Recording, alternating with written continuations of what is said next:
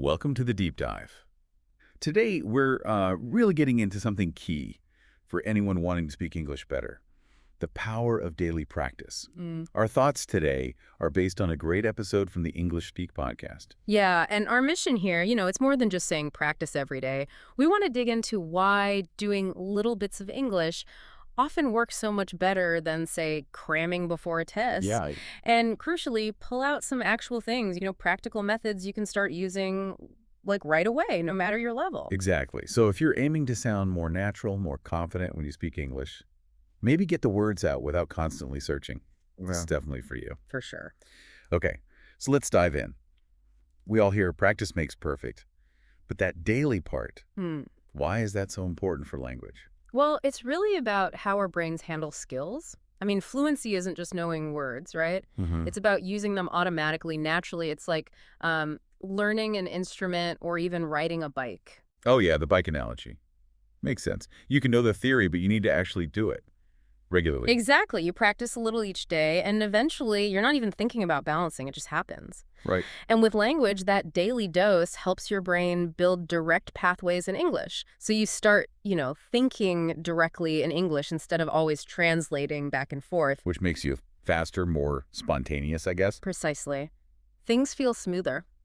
Alex, one of the hosts on the English Speak podcast, shared this great story about learning Spanish. Oh yeah. He found that just talking to himself a bit each day, like literally narrating what he was doing, made a much bigger difference in just feeling comfortable with Spanish than spending hours on grammar exercises alone. That's really telling, just making it active, even if it's just you. Yeah, and it taps into this idea of spaced repetition.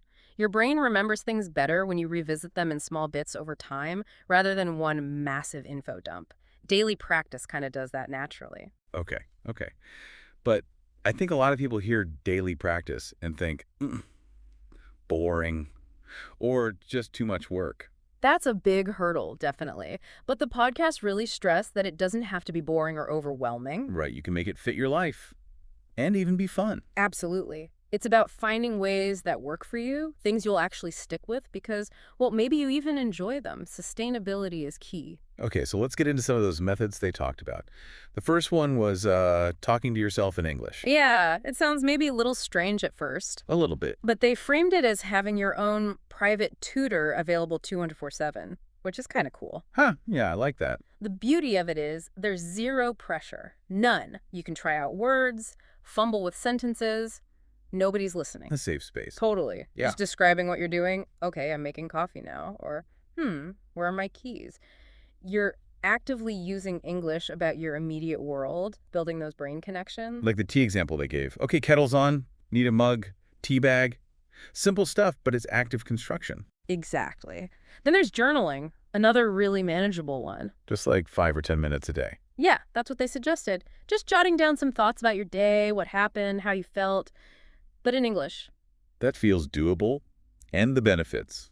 Vocabulary, grammar. Both, definitely. You're actively retrieving words, putting sentences together. It helps organize your thoughts in English, too.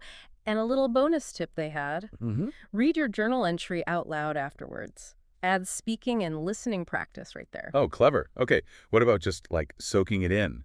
Media immersion. Yeah, that's a big one. Podcasts, music, YouTube, TV shows, whatever you like. And it doesn't have to be hours, right? They said maybe 15, 30 minutes. Even that can make a real difference. Think about how kids learn their first language just by being surrounded by it. True.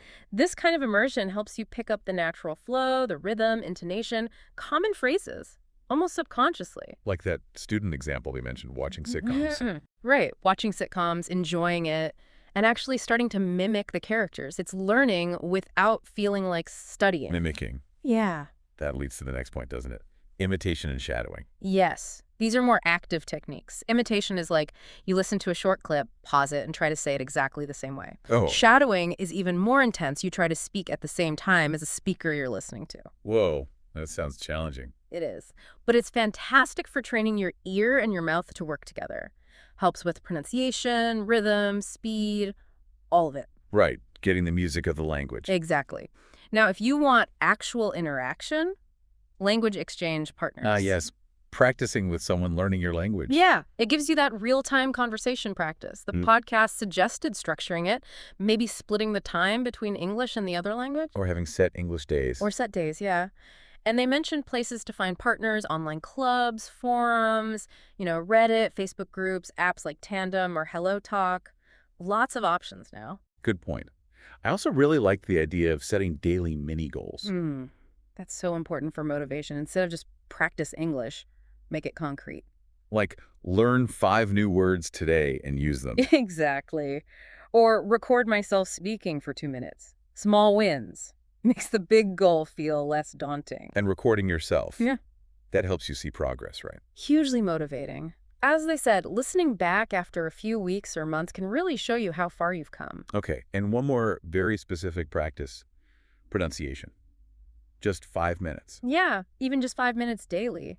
Yeah. Doing tongue twisters or just repeating phrases. Like, she sells seashells. That classic.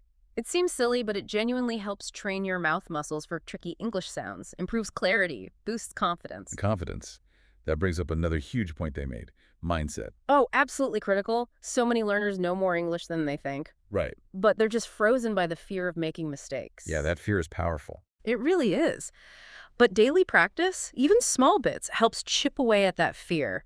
Every time you try, every mistake you make and survive, Yeah. it reinforces that it's okay. Mistakes are just, part of learning. Essential, actually. So true. They also had some quick tips on using tools and your environment. Yeah, simple things. Language apps like Duolingo or Anki for vocab, but also just changing your phone language to English. Oh, right. Or your computer. Constant passive exposure. Exactly. And reading aloud books, articles, even subtitles on videos turns passive reading into active speaking and processing practice. Simple, but effective.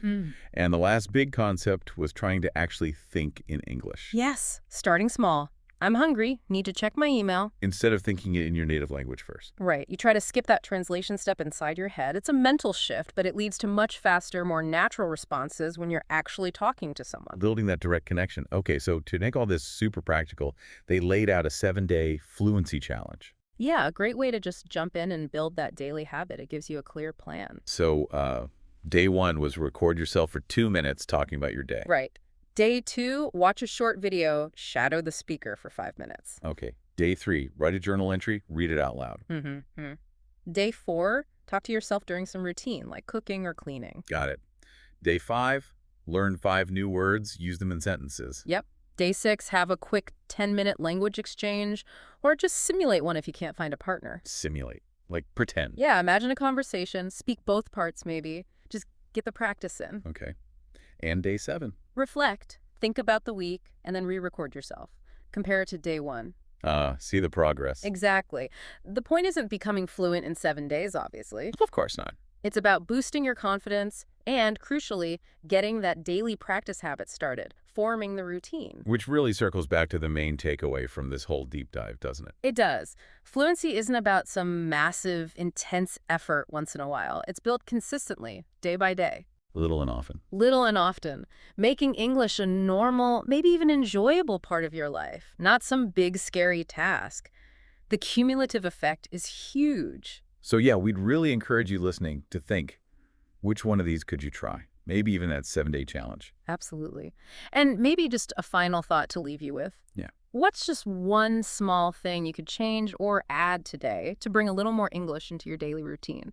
Just one small step. Think about where that could lead if you stick with it for a few months. The results might really surprise you.